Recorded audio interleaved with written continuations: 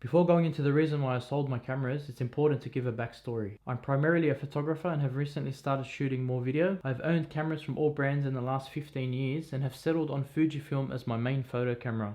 I shoot mainly street photography, travel, and a bit of family stuff. I own the X-H2S, X-E4 and the X100V. Now the reason why I bought the X-H2S is to have a hybrid camera that does everything in one body. When I travel overseas, it's easier to carry one body and one lens and to switch between photo and video. After taking the X-H2S to New Zealand on a recent holiday, I ended up packing my X100V just in case. What's surprising is that I found it very annoying to switch between photos and video, and to be honest, it was quite stressful. My brain will be in photo mode and then I'll switch to video mode and try to think like a filmmaker and try to capture cinematic videos. I also found that I was using my X100V way more than my X-H2S. So I guess a hybrid camera is not really for me.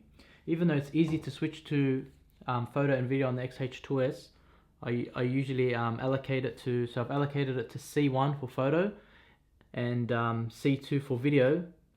So it's a lot easier, but I still found it cumbersome and I wasn't really a fan, to be honest. So conveniently, after I came back, the Sony ZV-E1 got announced by Sony. This camera was very interesting to me. It has the same sensor as the A7S III and it's very compact and light, so I decided to, after heavy research, to jump on it and buy it as my main video camera, which I'm filming on at the moment.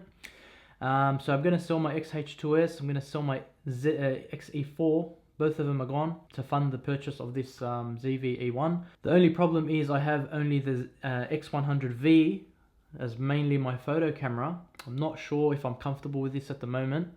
Only time will tell. I've got two cameras on mind for photo at the moment. I can either go with the X-T5 because I've got all the Fujifilm lenses, or I can go with the A7R3, which I'm very interested in because it uses the same full frame lenses as the ZV-E1.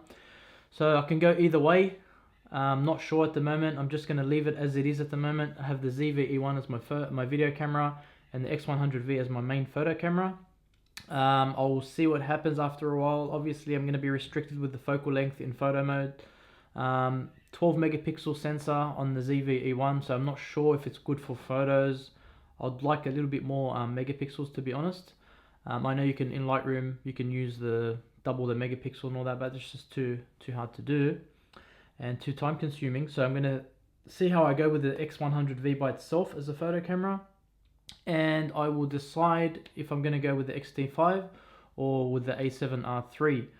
Let me know in the comments what you guys think I should go with, and if you have any of these two cameras, please let me know your experience. I'd love to know what you think about them and if it's a good choice. Other than that, guys, that's all I have for you today. Stay tuned to this channel and subscribe if you want content on the ZV-E1. I'll be doing more test footage with it. I'll be filming how I go with it, vlog style. I'll be shooting some photos to see how it does with photography. So if you're interested in the ZV-E1, hit subscribe and hit that bell icon so you don't miss any videos about this camera. Till next time, guys, keep shooting.